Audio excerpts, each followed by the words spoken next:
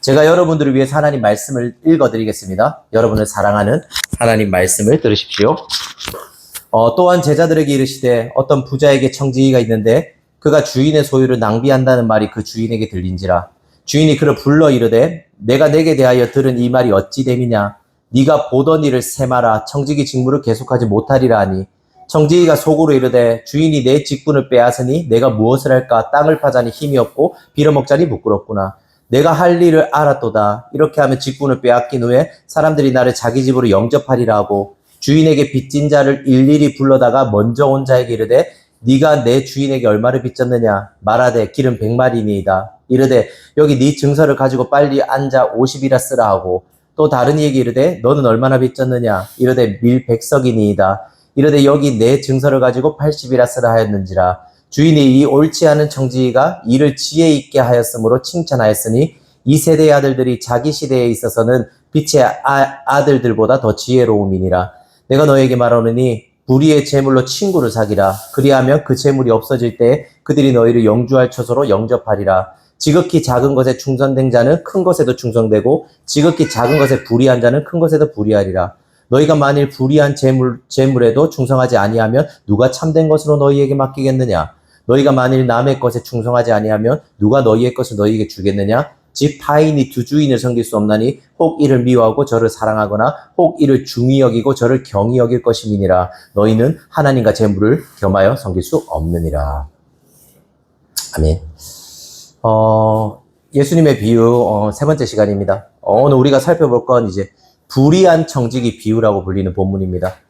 불의한 청지기 비유는 이 독자들로 하여금 성경에서 가장 아이러니하면서도 의문을 가지게 만드는 본문이기도 합니다.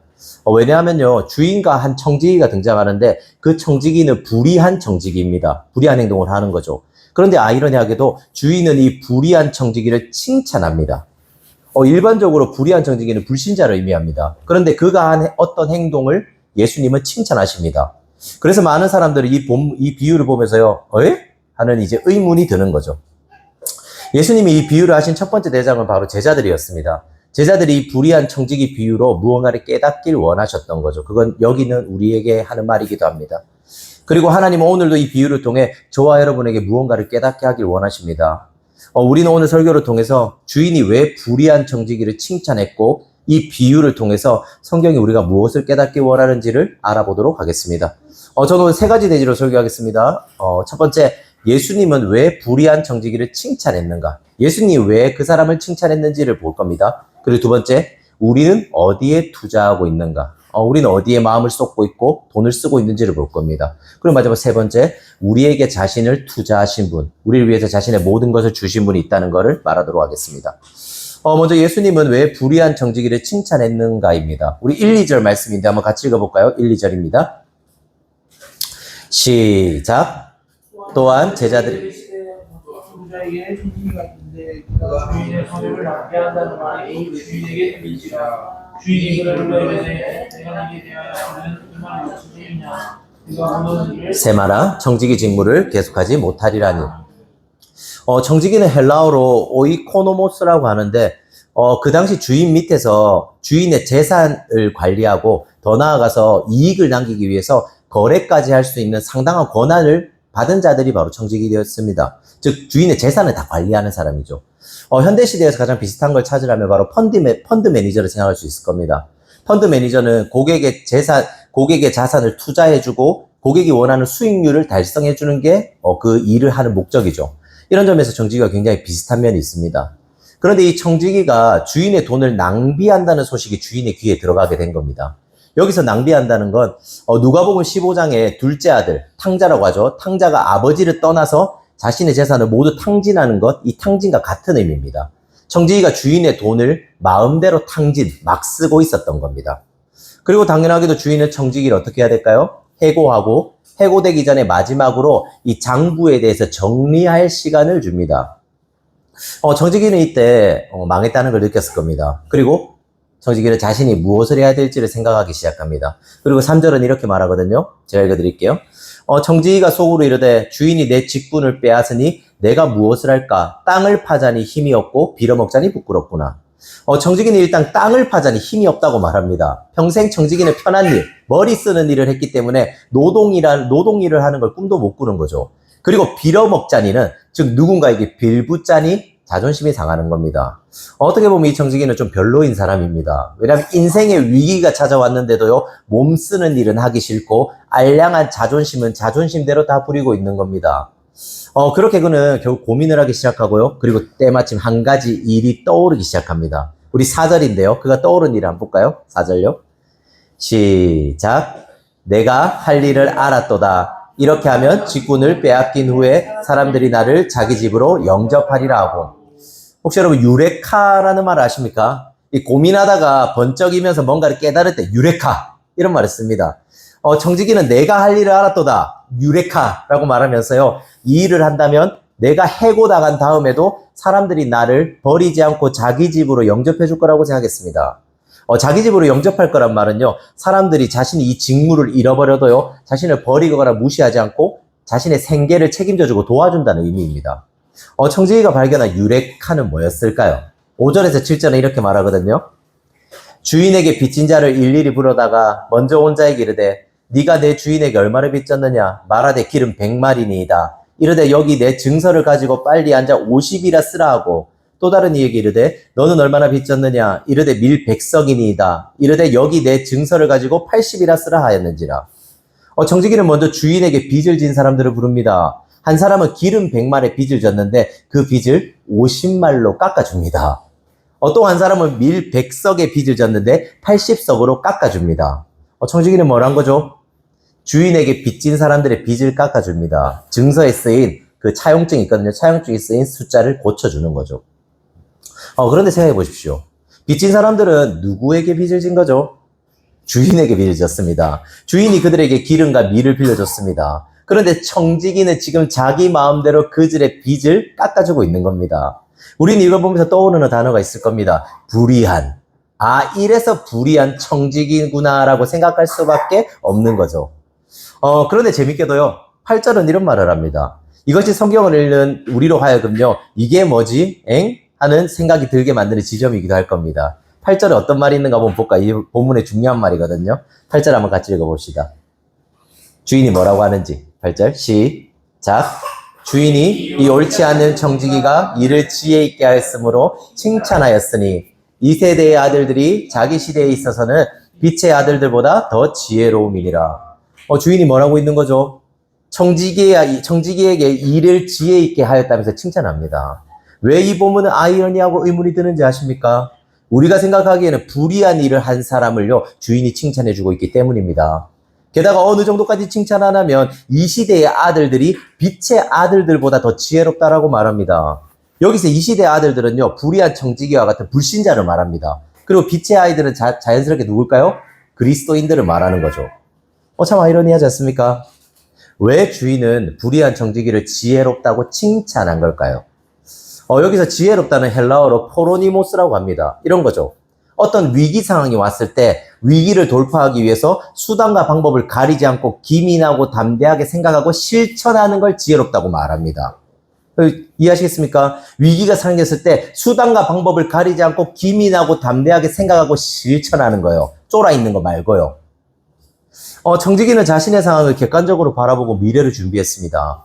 그는 주인에게 해고당했고 그 다음에 자신이 당할 처지가 어떤 처지인지를 알고 있었습니다. 몸은 제대로 못 쓸 거고 사람들에게 빌붙기도 힘들겠구나. 그럼 어떻게 하면 좋을까? 어떻게 내 미래를 준비하면 좋을까? 그래, 사람들의 마음을 얻자. 그들에게 빚을 탕감해 줘서 그들의 마음을 얻어야겠어. 그래야지 내가 해고당해도 그 사람들이 나를 모른 채 하지 않고 나를 도와줄 거야 라고 생각했던 겁니다. 우리는 이 본문을 볼 때 우리가 가진 현대의 렌즈로 보는 것이 아니라요, 그 당시 유대 사회의 렌즈로 이 본문을 볼 필요가 있습니다. 성경은 이 청지기를 불의하다고 말합니다. 왜냐하면요, 1절에서 보았듯이 주인의 돈을 자기의 돈인 것처럼 마음대로 쓰고 탕진했기 때문입니다. 이건 아주 불의한 행동이죠. 하지만 청지기가 이 다음부터 하는 행동은요, 불의하지 않습니다. 그는 기름 100마를 빚진 사람에게 50말로 깎아줬잖아요. 기름 100마는 용량으로 따지면요, 기름이 3,400리터입니다. 무려 1000데나니온의 가치가 있는 겁니다. 지난주에도 말씀드렸죠. 한 데나리온은 품꾼의 하루 일당이라고 말씀드렸습니다. 1000데나리온이면 그러면 어느 정도죠? 3년 정도의 연봉이 되는 거죠. 그런데 그 빚을 50말로 깎아줍니다. 반으로요. 그리고 이건 주인의 돈을 자기 마음대로 하는 불의한 일처럼 보이기도 하는 거죠. 하지만 그렇지는 않습니다. 유대 율법에는 동족에게 이자를 받는 것이 금지되어 있어요. 성경에 보면 출애굽기나 보면 이자를 받지 말라고 말하거든요. 그래서 그 당시 사람들은 율법을 교묘하게 피하기 위해서요. 이 주인도 마찬가지죠. 원금과 이자를 따로 계산하는 게 아니라 원금이 있고 이자가 붙는 식으로 계산하는 게 아니라 빌려줄 때 이미 원금과 이자를 같이 계산해서 원금인 것처럼 차용증을 써주는 겁니다. 이해하시겠습니까? 그리고 기름 같은 경우에는 액체이기 때문에 불순물이 섞이기가 쉽잖아요. 그리고 기름은 셀 염려도 있고 변질될 우려도 높습니다. 그래서 이자율이요. 기름에 대해서는 이자율이 굉장히 높아서 100%였습니다. 자, 그럼 계산해 볼까요? 이 채무자는 기름 100마를 빚졌습니다. 그럼 원금은 얼마고 이자는 얼마인 거죠?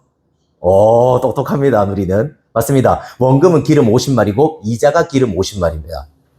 그리고 그 당시 주인들은 청지기가 원금만 잘 지킨다면 이자에 대해서는 별말하지 않았습니다. 이자는 청지기의 월급 같은 거였던 거죠. 자, 그렇다면 청지기가 100말의 빚을 50말로 깎아준 건 결국 누구의 이익을 손해보고 깎아준 거죠? 자신의 이익이요. 그는 원금은 그대로 둔 채요. 자신이 취할 이자를 손해보고 그 사람의 빚을 탕감해 준 겁니다. 즉, 그는 곧 자신이 가진 이자라는 차용증이 쓸모없어질 거라는 걸 알았어요. 왜냐하면 차용증은 실제 돈이 아닙니다. 어음 같은 거 옛날에 차용증이 있다는 걸 결국 근데 자기가 직장에서 잘리면 이 차용증은 어떻게 되는 거죠? 주인에게 됩니다. 자신은 아무것도 받을 수 없는 거죠. 그래서 이 청지기는 뭘 한 거죠? 돈 대신 친구를 사깁니다. 채무자들의 빚을 탕감해주고 그들을 자신의 친구로 사귄 거죠. 그는 쓸모없어질 것에 대해서, 쓸모없어질 돈에 대해서 더 이상 목을 매지 않았습니다. 오히려 자기를 해고된 다음에도 집으로 영접해줄 친구를 사귀고 그에게 투자하고 있었던 거죠. 청지기가 뭐란 건가요? 더 확실한 미래에 투자한 겁니다. 친구요. 그리고 주인은 이걸 지혜롭다고 말하는 겁니다. 비록 그는 주인의 돈을 함부로 탕진한 불의한 청지기였지만 자신의 삶에 위기가 왔을 때 가만히 앉아서 어떡하나 하고 있는 게 아니라 오히려 기민하게 돈이 아니라 관계를 택한 걸 주인은 칭찬했던 겁니다. 이 비유를 통해서 예수님은 뭘 말해주고 싶은 걸까요? 예수님은 두 부류를 향해서 말씀하시는 겁니다. 먼저는 빛의 아들들인 제자들과 그리스도인 우리에게 묻는 겁니다. 세상 사람들은 자신의 유한한 미래를 위해서 밤잠 설쳐가면서 영리하게 계산하고 투자한다. 그렇지 않습니까? 그런데 너희는 영원을 소유했다고 말하면서 정말 영원을 소유한 사람처럼 살고 있냐라고 묻는 겁니다. 쉽게 말하면 이건 이런 말이에요. 내일 주님이 오신다면, 내일 네 삶이 만약에 끝나게 된다면 너는 하나님이 주신 것들을 오늘 어떻게 쓰고 있는지라고 묻는 겁니다. 내일 주님이 오신다면요. 생각해 보십시오. 세상 사람들이 왜 이렇게 자신의 소유와 재산 같은 것에 집착할 수밖에 없는지 아십니까? 사람들이 왜 그렇게 아득바득 손해보려고 하지 않고 자신에게 몰두해서 밤낮 쉬지 않고 그렇게 열심히 성실하게 살아가는지 아십니까? 세상 사람들의 삶은 영원하지 않기 때문입니다. 그들의 삶은 이 땅에서 끝입니다. 길어야 90살이고 길어야 100살이 되는 삶에서 모든 것이 끝난다고 생각하기 때문에 이 땅에서 조금 더 가져야 됩니다. 이 땅에서 조금 더 누려야 됩니다. 이 땅에서 조금 더 많은 것들을 해내야 됩니다. 그래서 그렇게밖에 살 수가 없습니다. 불신자들에게는요, 영원이라는 개념은 존재하지 않습니다. 이 땅에서 모든 것이 끝나게 되는 거죠. 하지만 빛의 자녀들은 다릅니다. 우리가 예수 그리스도를 믿는다면 우리 모두는 빛의 자녀입니다. 이 말은 우리 모두가요, 영혼을 가진 사람들이라는 의미입니다. 다시 한번 말씀드릴게요. 우리 모두 영혼을 가진 사람들입니다. 우리는 하나님과 함께 영원히 사는 아무나 가질 수 없는 특권을 가진 사람들입니다. 그런데 우리의 삶은 어떻죠? 영혼을 모르는 사람들과 영혼을 가진 우리의 삶이 차이가 있나요? 여러분, 이번 한 주를 돌아보십시오. 여러분, 세상 사람들이 돈을 대하는 관점과 우리가 돈을 대하는 관점이 달랐습니까? 세상 사람들이 가진 인정과 소유와 갈망에 대한 관점과 우리가 가진 인정과 소유와 갈망에 대한 관점이 같았습니까? 우리가 우리 스스로에게 솔직하다면요, 그다지 다르지 않았다고 말할 겁니다. 왜냐하면 우리는요, 여전히 내일을 염려하고 걱정하면서 이 땅에서의 삶이 끝인 것처럼 이번 한 주를 살았기 때문입니다. 다들 동의하실 거예요. 이번 한 주 여러분의 삶을 돌아보십시오. 무엇이 여러분을 근심하고 걱정하고 괴롭게 만들었죠? 무엇 때문에 여러분은 기쁨과 소망을 잃어버렸나요? 무엇 때문에 염려하지 말고 기뻐하라는 하나님의 명령을 지키지 못했냐라고 저는 묻는 겁니다. 대부분은 우리가 영원을 가진 빛의 자녀라는 것을 잊어버렸기 때문입니다. 그리고 이 세대의 아들들처럼요, 이 땅에서 더 가져야 돼. 이 땅에서 더 누려야 돼. 이 땅에서 내가 그래도 이게 있어야지 행복해라고요. 그런 생각을 가졌기 때문에 여러분은 이번 한 주도 불안하고 걱정하면서 아득바득 뭔가를 해야 된다는 압박 속에 살았을 겁니다. 그런 우리에게 예수님은 세상 사람들도 이렇게 지혜를 발휘해서 자기의 미래를 준비한다. 그런데 너는 영원이라는 완벽한 미래를 가졌는데도 너는 그걸 가진 것처럼 지혜롭게 사냐고 묻는 거죠. 예수님은 종말론적인 삶을 묻는 겁니다. 내일 주님이 오신다면, 내일 당신의 삶이 끝난다고 생각하면 오늘 당신은 어떤 삶을 살겠냐고 묻는 겁니다. 생각해 보십시오. 내일 여러분이 죽는다면 오늘 어떤 삶을 살겠습니까? 누군가를 미워하겠습니까? 돈을 더 벌려고 아득바득 살겠습니까? 아니면 일하러 나가서 여전히 기쁨 없이 그렇게 살겠습니까? 내일 죽는다면요. 이게 종말론적인 삶입니다. 그리고 예수님은 이 시대의 아들들에게도 말합니다. 이건 우리 중에서도요, 혹시 예수님을 인격적으로 만나지 못했거나요, 아직 예수님을 나는 받아들이지 않았어라고 하는 분들에게 하는 말이기도 합니다. 네가 아무리 이 세대에서 지혜롭게 잘 준비하고 잘 대처한다 할지라도 그건 아주 한정적일 뿐이란다. 네가 아무리 잘 준비해도 언젠간 너는 모든 것을 잃어버리게 될 거란다. 왜냐하면 결국엔 죽음이 이 모든 것을 앗아가기 때문이다라고 예수님 말합니다. 청지기를 봐라. 청지기는 자신의 미래를 잘 준비했다. 그리고 그는 주인에게 칭찬을 받았다. 하지만 결국 거기까지다. 결국 그는 칭찬을 받았지만 영원을 가지지는 못한다라고 말하는 거죠. 무슨 말인지 이해하시겠어요? 생각해 보십시오. 우리 중에 그럴지도 모르는데요, 많은 사람들은요, 보험이나 재테크에 관심이 많습니다. 여러분도 그런 분도 있을 거예요.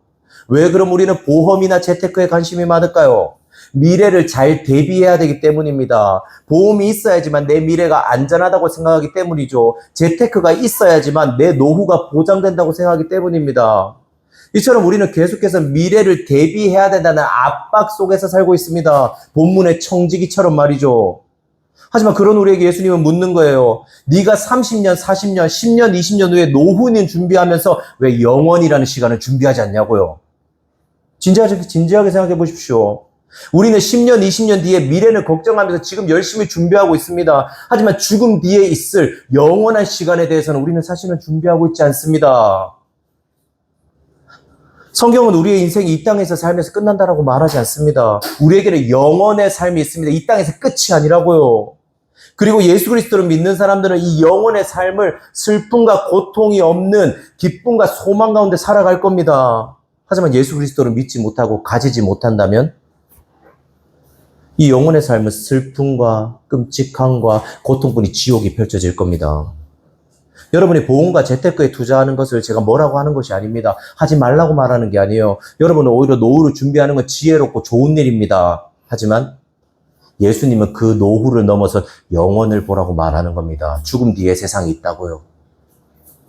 보험보다 더 중요하고 영원한 게 있으니 너희는 보험과 재테크에만 투자할 게 아니라 영원을 위해서 투자해야 될 필요가 있다고 예수님 말하는 겁니다. 예수님이 왜 청지기를 칭찬했죠? 그는 곧 사라질 돈에 집착하지 않았습니다. 그리고 자신의 모든 것이 사라지지 않을 관계를 사는데 자신의 모든 것들을 올인했습니다. 예수님은 이게 지혜로운 거라고 오늘 본문을 통해서 말하는 겁니다. 두 번째 대지입니다. 당신은 어디에 투자하고 있는가입니다. 우리 9절 말씀 한번 같이 볼까요? 9절입니다. 9절.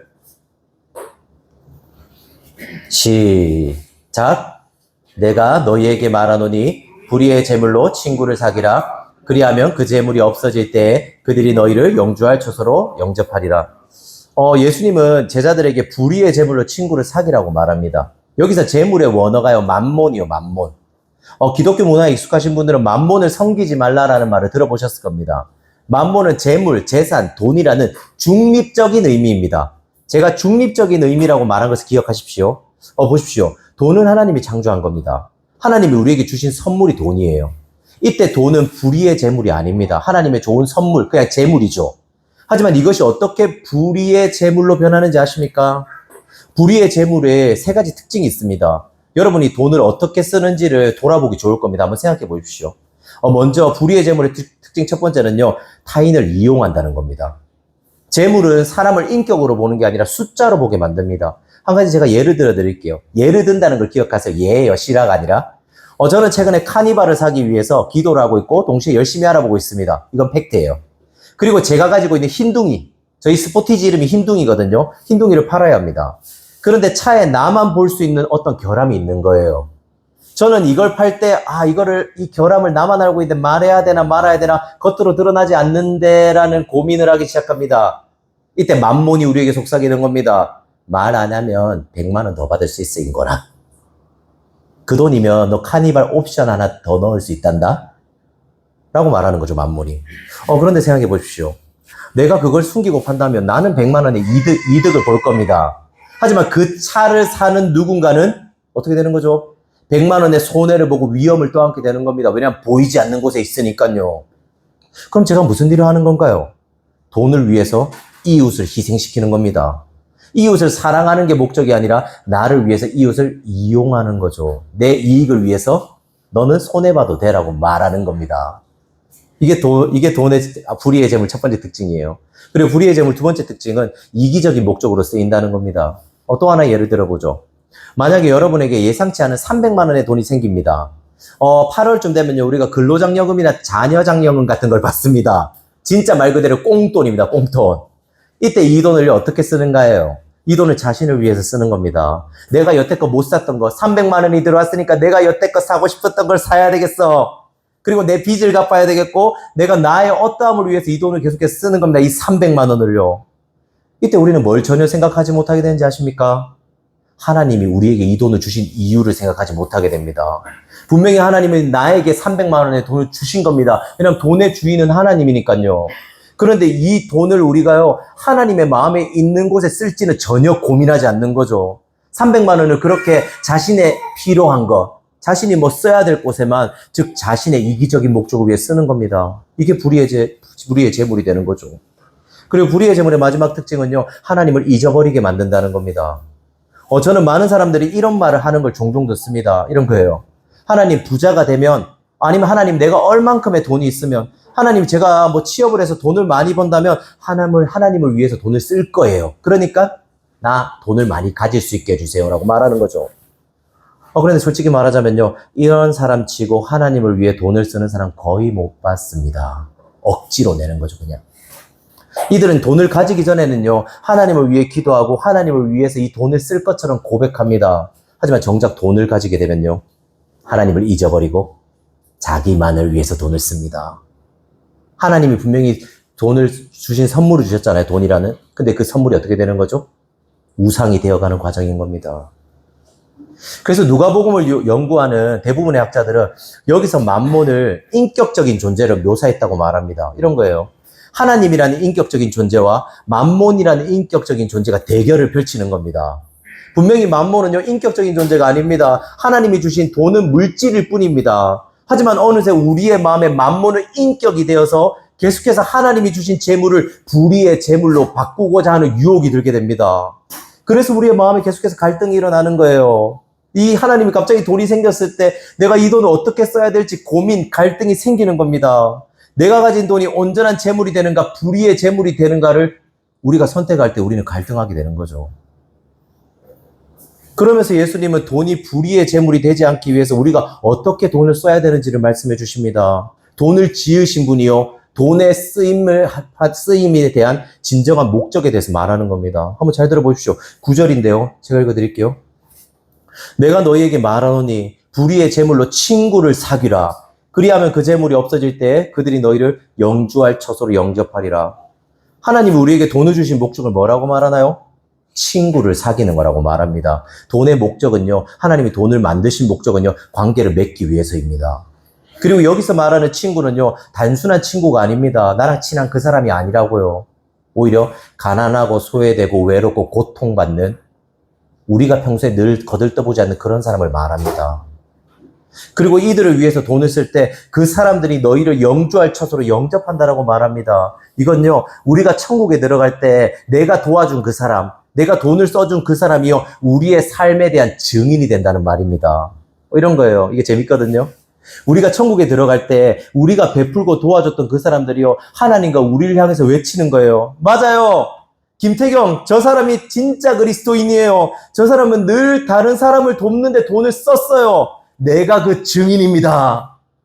나도 저 사람의 도움을 받고 그때 하나님의 위로를 느꼈고 그걸로 인해서 나는 하나님을 믿고 이곳에 왔어요. 저 사람은 진짜가 맞아요. 저 사람은 진짜 그리스도인입니다. 라고 여러분이 천국에 들어갈 때 그 사람이 여러분이 향해서 외친다고요. 이렇게. 굉장히 위로가 되는 일 아닙니까? 성경은 실제로 이런 일들이 일어날 거라고 말하는 겁니다. 그런데 우리는 이 지점에서요, 고민해 볼 부분이 있습니다. 그건요, 우리 중에서 분명히 이웃을 위해서 돈을 잘 쓰는 사람들이 있을 겁니다. 이런 거죠. 은사적으로 이웃에게 잘 쏘는 사람들이 있습니다. 섬기고 베푸는 거 원래 안 아까워하고 원래 좋아하는 사람들이 있습니다. 그리고 우리는 이런 사람들을 복음적이라고 말하고 복음적이라고 생각하기 쉬울 겁니다. 심지어요, 이런 사람들조차도요, 자기 자신이 나는 복음적이야, 나는 이웃을 위해 섬기잖아라고 생각하기 쉽습니다. 하지만 이 부분에 있어서 본문이 말하는 진짜 복음적인 방향으로 돈을 쓰고 있는지에 대한 건 조금 더 깊이 고민해 볼 필요가 있습니다. 우리가 관계를 위해서 돈을 쓸 때 진짜 복음적인지에 대해서, 우리가 누군가를 섬길 때 진짜 복음적인지에 대해서 몇 가지 테스트가 있습니다. 제가 말씀드릴게요. 첫 번째 테스트는요, 돈을 쓸 때 자신이 관대하고 좋은 사람이라고 생각하는지를 돌아보는 겁니다. 자신이 베풀고 아끼지 않음으로써 나는 베푸는 걸 좋아하는 사람이야, 나는 돈에 인색하지 않아라는 자신을 향한 자부심이요, 이 기쁨의 원천인 겁니다. 즉, 이 사람은요, 다른 사람에게 돈을 쓰고 있지만 실상은 자기 자신을 위해서 돈을 쓰고 있는 겁니다. 돈을 쓰면서 나는 괜찮은 사람이야 라고 자기를 높이고 있는 중이죠. 자기에게 투자하는 거예요. 하지만 복음적인 마음은 자신이 죄인이라는 걸 인지합니다. 그래서 내가 좋은 사람이고 관대한 사람이기 때문에 누군가를 돕는 게 아니라 이 모든 것이 하나님이 내게 주신 은혜라는 생각으로 누군가를 돕는 겁니다. 즉, 누군가에게 베푼 뒤에요, 자신의 생각을 하지 않습니다. 자신을 전혀 높이지 않아요. 난 이렇게 쏘는 사람이야 라고 생각하지 않는 거죠. 그리고 복음적인지에 대해서 구별법 두 번째는요, 이게 조금 더 선명한 구별법이 될 겁니다. 내가 돈을 썼는데 상대방이 전혀 고마워하지 않는 상황을 맞이해 보는 거예요.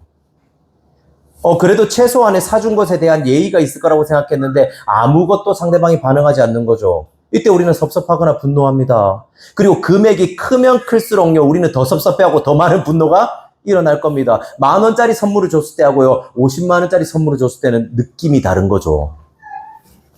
이건 누구에게나 당연하고 쉽지 않은 일일 겁니다. 하지만 결국 내가 무언가를 주고 뭐라도 되돌려받기 원한다는 건 결국 우린 그 사람을 친구로 만들기 위해서 돈을 베푼 게 아닙니다. 그럼 왜 돈을 쓴 거죠? 그 사람하고 거래를 맺은 거예요. 기브 앤 테이크. 내가 이만큼 줬으니까 너도 이만큼 줘야 돼. 내가 이만큼 줬으니까 넌 그만큼은 아니더라도 조금이라도 내놔야 돼. 거래를 맺은 거죠. 하지만 복음적인 마음은 그 사람의 반응에 목을 매지 않습니다. 왜 그렇죠? 상대가 은혜를 모르는 배은망덕한 놈일지라도 나 또한 하나님 앞에서 은혜를 모르던 죄인이란 걸 알기 때문입니다. 그리고 내가 거저받았다는 걸 압니다. 그렇기 때문에 어떻게 하는 거죠? 거저 주는 겁니다. 거저받았으니까 거저 주라. 마지막 분별법은요, 우리는 돈을 씀으로써 그 사람을 지배하려고 한다는 겁니다. 이게 재밌을 거예요. 여러분, 교회 안에서도 이런 일이 종종 일어납니다. 종종 교회 안에서 헌금을 많이 하고 더 나아가서 자신의 재산의 많은 부분을 바친 사람들은 교회가 자신의 뜻대로 되지 않거나 교회에서 자신이 중요한 사람으로 여김받지 못했을 때 어떻게 할까요? 분노합니다. 왜 분노할까요? 내가 교회에 투자했기 때문입니다. 내가 낸 헌금이 얼만데 교회가 이 모양 이 꼴이야? 왜 교회는 내가 헌금을 많이 냈는데 여전히 날 무시하는 거지? 라고 생각하는 겁니다. 그리고 이거는 교회뿐만 아니라 우리 개인 관계에서도 마찬가지입니다. 우리는 종종 누군가에게 계속해서 얻어먹거나 받을 때 부담이란 걸 느낄 겁니다. 교회에 처음 온 사람들도 이런 거 느낀다 하더라고요. 교회에서 뭘 주니까 부담스러운 거야. 우리는 왜 부담을 느끼나요? 빚을 지는 느낌이기 때문입니다.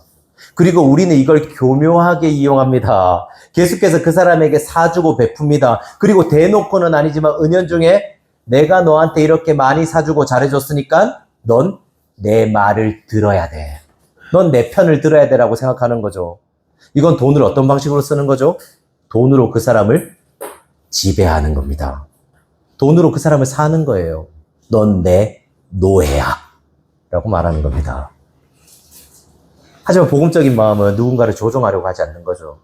누군가를 위해 돈을 쓸 때 마음은 단 하나밖에 없어요. 그 사람을 사랑하기 때문입니다. 그 사람이 기뻐하는 걸 보고 싶어서 돈을 쓰는 거예요. 그 사람이 기뻐하는 걸 보고 싶어서요. 그 사람과 함께 이 기쁨을 나누기 위해서 내가 돈을 쓰는 겁니다. 이게 복음적인 돈을 쓰는 거죠. 이런 의미에서 우리는 우리가 재물로 친구를 사귄다는 것에 대해서 깊이 생각해 볼 필요가 있습니다.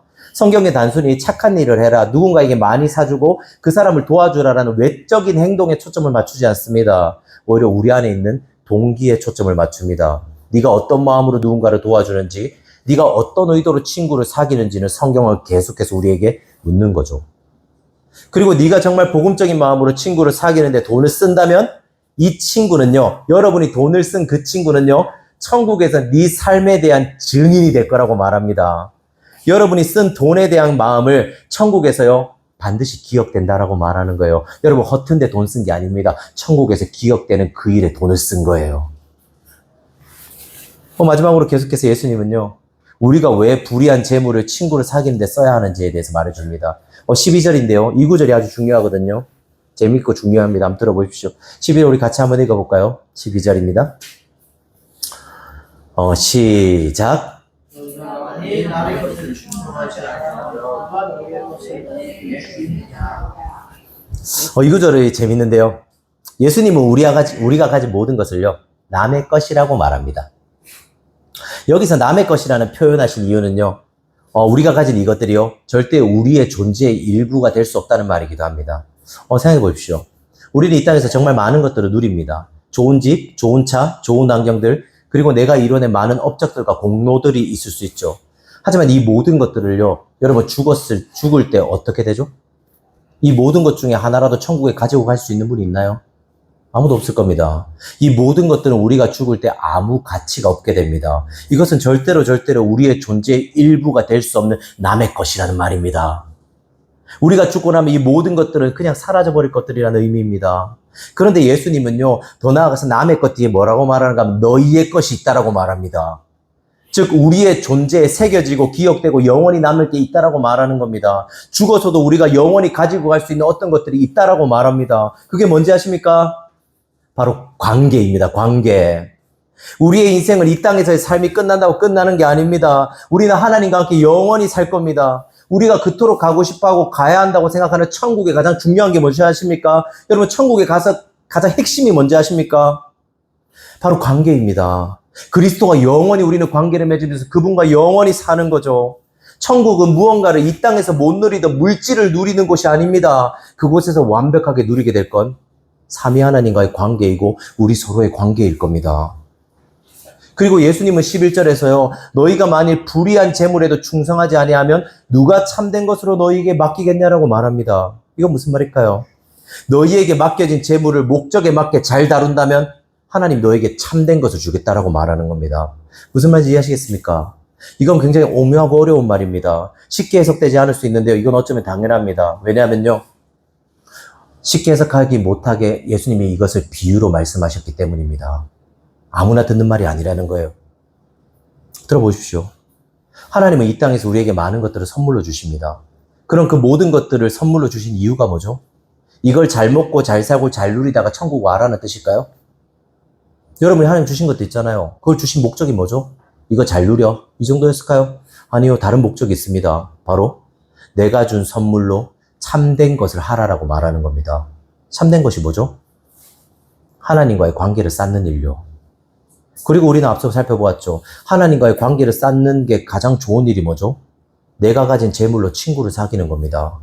하나님 주신 선물을 나를 위해 쓰는 게 아니라요.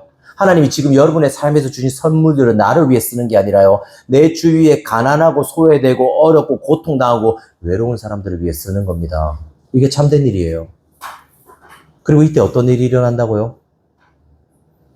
우리가 했던 이 모든 것이 내 존재에 새겨집니다. 나라는 존재에 아름다운 관계가 새겨지고 이건 우리가 죽고 나서도 영원히 없어지지 않을 거라고 성경은 말하는 겁니다. 아까 앞에서 했던 말이 기억나나요? 내가 도와준 그 사람이 나를 기억하고요. 나의 행위에 대한 증인이 된다고 말했잖아요. 그리고 하나님 우리를 향해서 이렇게 말할 겁니다. 우리가 천국에 들어갈 때요. 잘하였다. 충성된 종아. 궁디팡팡. 왜죠? 내 존재에 하나님과의 관계에서 일들이 새겨져 있기 때문입니다. 즉 우리에게 새겨진 이 관계의 아름다움은요, 천국에 가서도 영원히 없어지지 않습니다. 왜죠?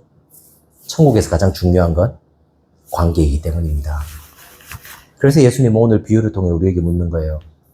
사랑하는 예은아, 사랑하는 경혜야, 사랑하는 만철아, 넌 하나님이 주신 돈을 어디에 쓰고 있니?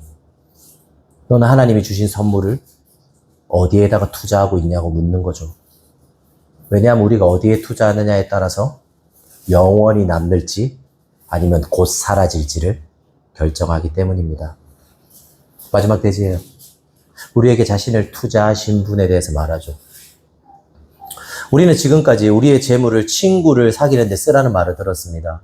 그리고 12절에서는 돈이 내 것이 아니라 남의 것이라고 말합니다. 즉 돈은 네 존재를 새길 수 없다. 그러니 넌 존재에 새길 수 있는 관계를 만들어야 되라고 말했죠. 그런데 우리는 이 말을 들었을 때요, 자연스럽게 반감이 일어날지도 모릅니다. 이런 거죠. 내 돈을 왜 다른 사람을 위해 써야 되는 거죠? 내가 수고해서 번 돈인데, 내가 쎄 빠지게 쉬지 않고 일해서 번 돈인데, 왜 성경은 내 것이 아니라 이 돈을 남의 것이라고 말하는 거죠? 이건 불공평해요. 저는 하나님을 믿고는 싶지만 이런 명령까지는 순종하고 싶지 않네요 라고 말할지도 모릅니다. 그렇지 않나요? 우리 가운데도 분명히 이런 생각하는 분들이 있을 겁니다. 그 중에 하나는 11조나 감사한 것 같은 교회 헌금일지도 모릅니다. 하나님은 우리에게 헌금을 요구하실 때요, 우리는 이렇게 느끼는 거죠. 내가 수고하고 번 돈을 하나님이 뺏어가는 것처럼 느껴집니다. 그러니 당연히 헌금을 내는 게 주저할 수밖에 없는 겁니다. 금액이 클수록 더 그렇게 되겠죠. 저는 단순히 여러분의 이런 마음을 정죄하고 싶은 게 아닙니다. 왜냐하면요, 저도 간혹 이런 마음이 들 때가 있기 때문입니다. 이 돈을 하나님이 뺏어갈 것 같아. 내기는 내지만 그런 마음으로 내는 거죠. 뺏기는 것 같아. 그냥 잊어버리자. 이런 마음이요. 그럼 우리는 왜 이런 마음이 드는 걸까요? 왜 우리는 하나님 우리의 돈을 뺏어간다라고 생각하는 거죠? 답은 간단합니다. 돈이 내 거라고 생각하기 때문입니다. 분명히 돈은 내 건데 하나님은 돈이 남의 것이라고 말하면서 내 것을 빼앗아 가는 것처럼 느껴지기 때문이죠. 자, 그런데 우리는 하나님은 왜 돈을 남의 것이라고 말하는지에 대해 생각해 볼 필요가 있습니다. 왜냐하면 성경이 말하는 하나님은 선한 분이잖아요. 근데 이 선한 분이 왜 이 돈을 남의 것이라고 요구하는지에 대해 생각해 볼 필요가 있는 거죠. 우리가 돈을 내 것이라고 주장하는 순간 어떤 일이 생기는지 아십니까? 여러분이 돈을요, 이건 내가 벌었어, 하나님에게 뺏기기 싫어라고 생각하는 순간 여러분에게 어떤 일이 생기는지 아십니까?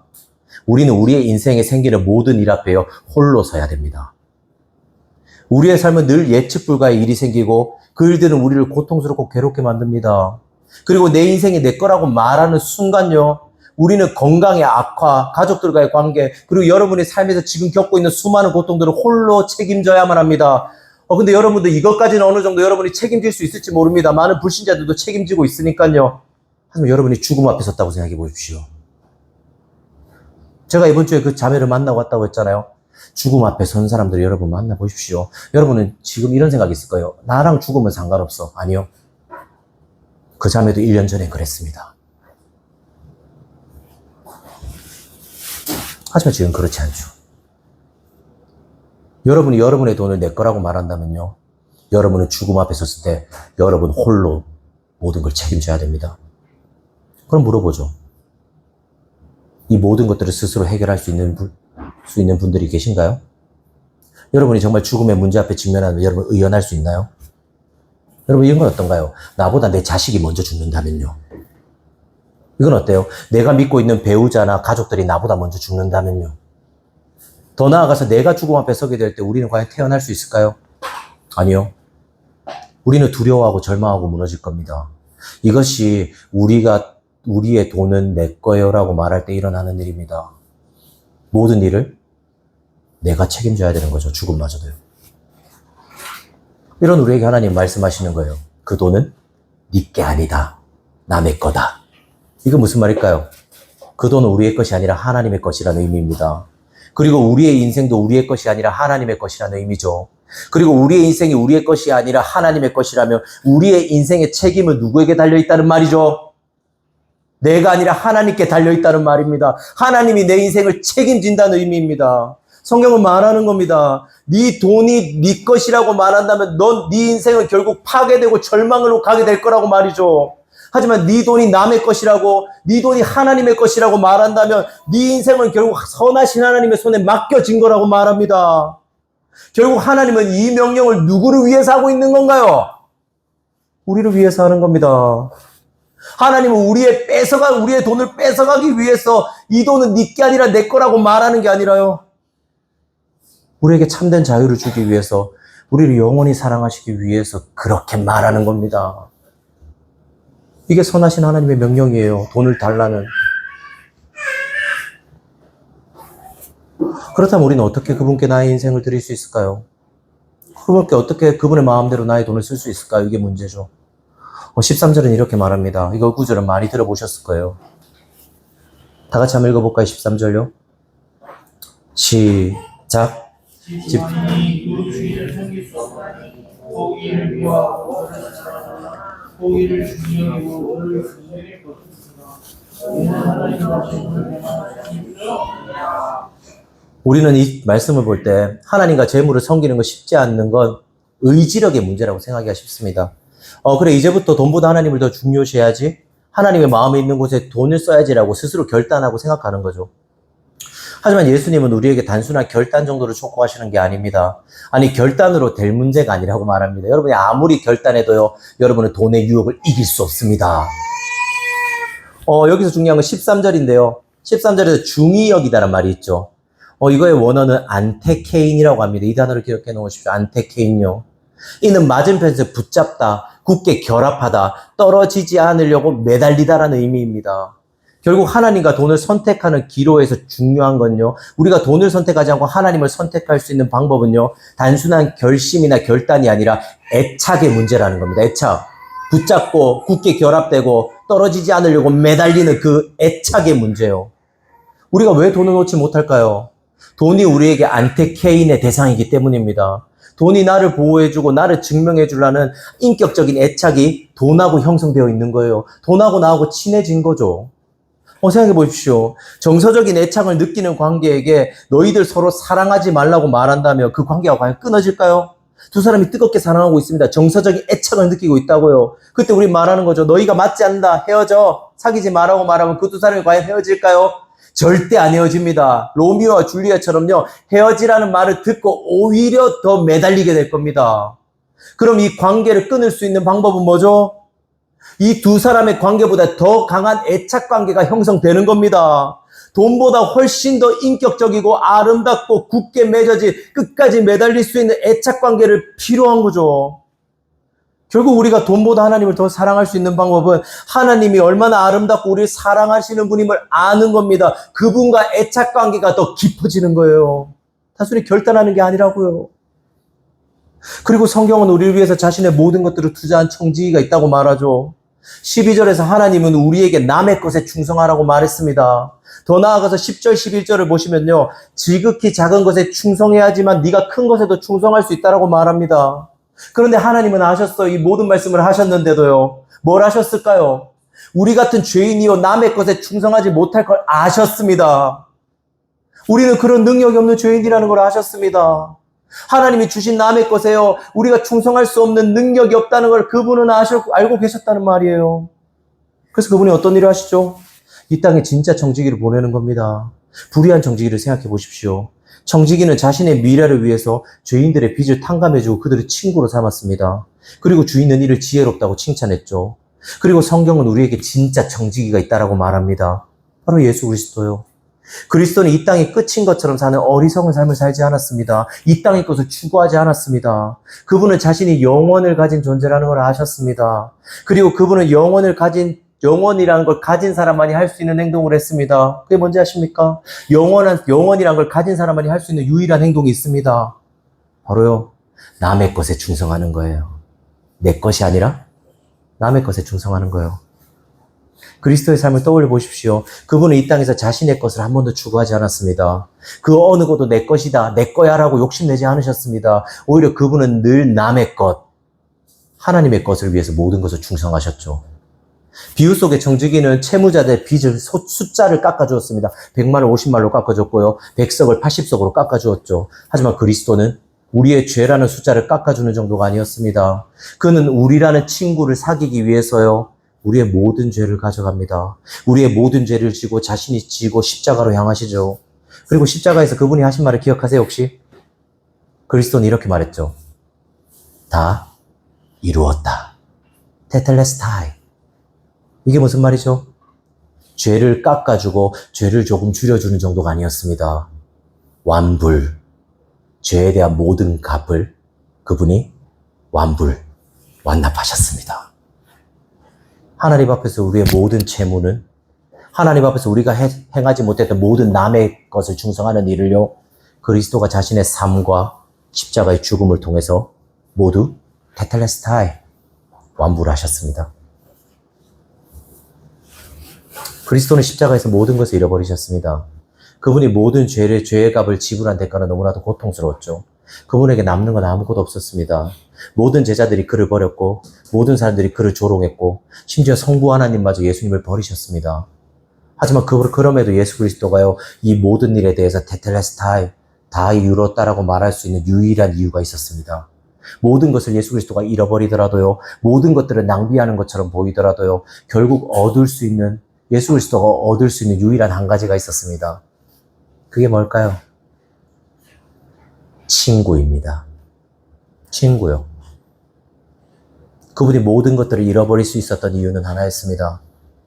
그분은 우리라는, 여기 있는 우상은, 김태경, 임세원, 그리고 최윤우, 최소, 그리고 누리는 교회 모든 멤버라는 친구를 얻을 수 있었기 때문에 그분은 자신의 모든 것들을 버린 겁니다. 그리고 우리는 그리스도의 친구가 될 수 있게 된 거죠. 그리고 천국에서 우리는 그분을 향해서 이렇게 외칠 겁니다. 당신의 선행을 나는 알고 있어요. 당신이 우리를 위해서 한 일을 나는 알고 있어요. 당신 덕분에 나는 여기 있을 수 있어요. 저 사람이 한 일에 대한 증인은 나입니다라고요. 천국에서 우리는 예수님이 하신 일에 대한 뭐가 되는 거죠? 증인이 되는 겁니다.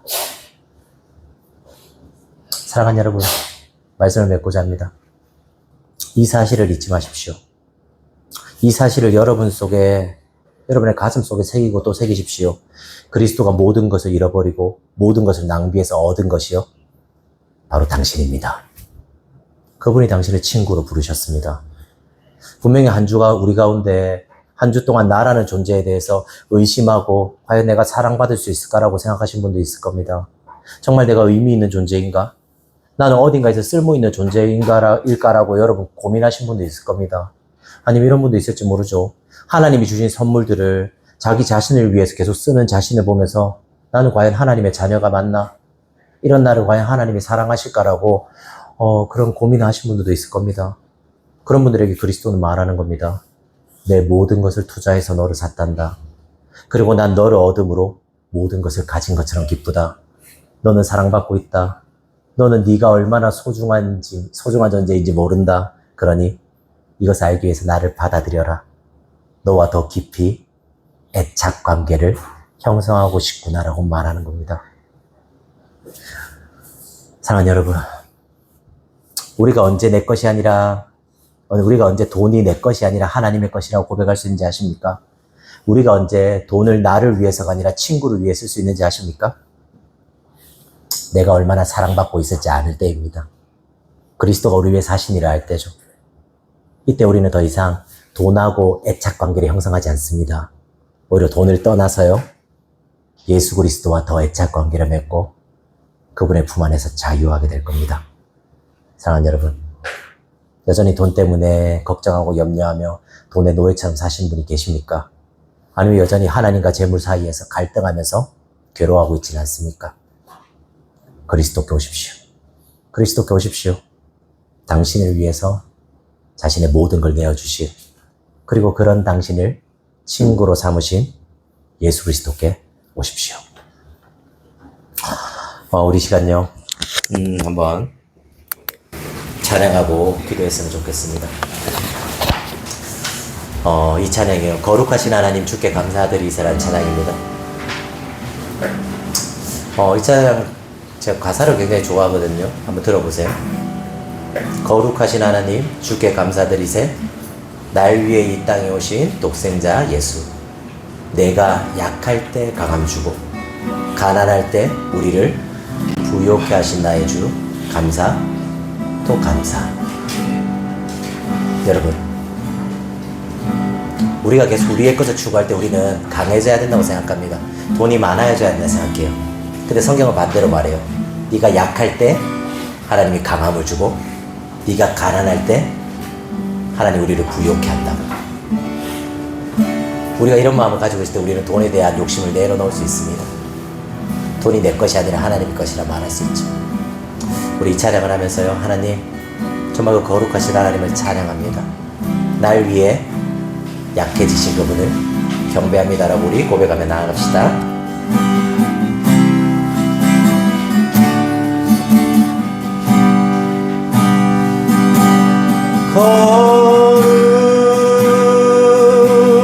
거룩하신 하나님 주께 감사드리세. 날 위해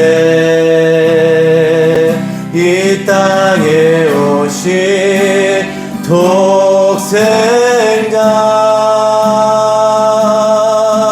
예수. 나의 마음과 뜻 다해 주를 사랑합니다. 날 위해 이 땅에 오신 독생자 예수. 내가 약할 때 강함 주고 가난할 때 우리를 부욕해 하신 나의 주. 감사. 내가 약할 때 내가 약할 때 강함 주고 가난할 때 우리를 구욕해 하신 나의 주. 감사. 우리 마지막으로 내가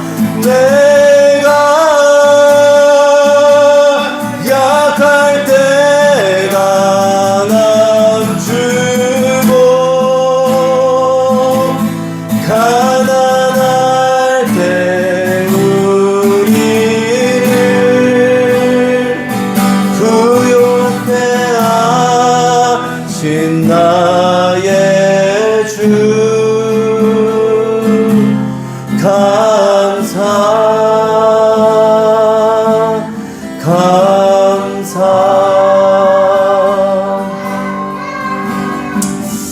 우리 한번 기도했으면 좋겠어요. 여러분, 성경은요 돈이 남의 거라고 말합니다. 돈 때문에 여러분이 걱정할 필요가 없다고 말하는 거예요. 돈 때문에 여러분이 염려하고 두려워하고 미래를 준비하기 위해서, 돈 때문에 미래를 준비하기 위해서 아득바득 살 필요가 없다고 말하는 거예요. 오히려 성경은요 남의 것이 아니라 너희의 것을 준비하라고 말합니다. 하나님 우리에게 돈을 주신 이유는요 돈 때문에 우리가 아득바득 사는 게 아니라 돈을 통해서 누군가를 사랑하라고 준 거예요. 여러분, 돈을 어떻게 쓰고 있나요? 여러분, 돈을 어떻게 생각하고 있나요? 돈 때문에 여전히 걱정하지 않나요? 돈 때문에 여전히 누군가를 사랑하는 것보다 나를 사랑하는 데 쓰지 않습니까? 그럴 필요 없습니다. 그 돈은요, 누군가를 사랑하기 위해서 하나님이 지으신 거예요. 우리 한번 시간 기도합시다. 하나님, 나는 여전히 돈 때문에 걱정합니다. 염려합니다. 하지만 이제는 그 돈을 하나님의 마음이 있는 곳에 쓰고 싶습니다. 하나님이 너희의 것으로 삼으라는 그 돈을 누군가의 관계를 사는 데 쓰고 싶습니다. 그리고 나를 위해 모든 걸 주신 분께 내 것을 아끼지 않겠습니다. 나는 돈보다 하나님을 더 사랑합니다. 나는 돈보다 하나님을 더 신뢰합니다. 나는 돈보다 당신의 성품을 더 믿습니다. 이 시간 우리 그렇게 해요. 돈보다 하나님을 더 사랑하기 원한다라고 그 다음에 나아갑시다. 하나님 아버지, 이 시간 우리가 고백하면서 나아갑니다. 하나님, 거룩하신 하나님, 우리 같은 자들을 위해서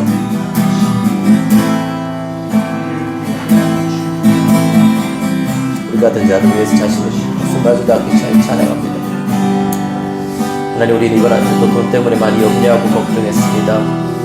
돈으로서 나를 증명하려고 노력했습니다. 돈으로서 나를 보여주고 나의 어떤 것들을 추구하려고 했습니다. 하지만 하나님, 이제 그러지 않기 원합니다. 하나님, 나는 하나님을 더 사랑합니다.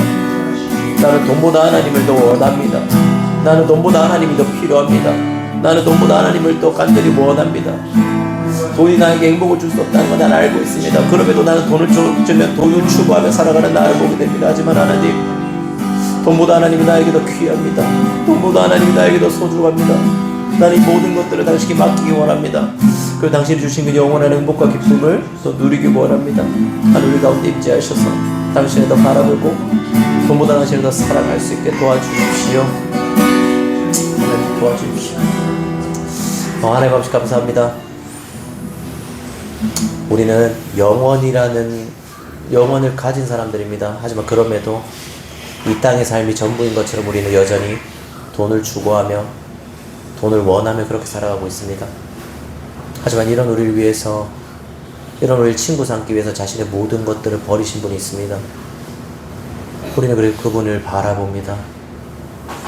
우리 안에 돈의 유혹을 이길 수 있는 유일한 방법은 그런 예수님과 더 친해지는 겁니다. 그런 예수님을 더 사랑하는 겁니다. 그리고 우리는 이렇게 고백하기 원합니다. 하나님, 돈보다 당신이 나에게 더 귀합니다. 돈보다 난 당신을 더 사랑합니다. 돈보다 난 당신을 더 신뢰하고 믿습니다. 그리고 돈을 당신이 주신 선물로 잘 쓰길 원합니다. 하나님, 우리가 돈을 이렇게 사용할 수 있는 빛의 자녀들이 될 수 있게 도와주십시오. 이 모든 말씀 예수님의 이름으로 기도드렸습니다. 이제는 주 예수 그리스도의 은혜와 하나님 아버지의 값없는 사랑과 성령님의 감화 감동과 교통하심이 이곳에서 하나님의 주신 선물인 돈을 누군가를 사랑하고 섬기고 아끼는 데 쓰길 원하는 누리는 교회 성도 머리 위에 이제부터 영원히 함께 있을지어다. 아멘.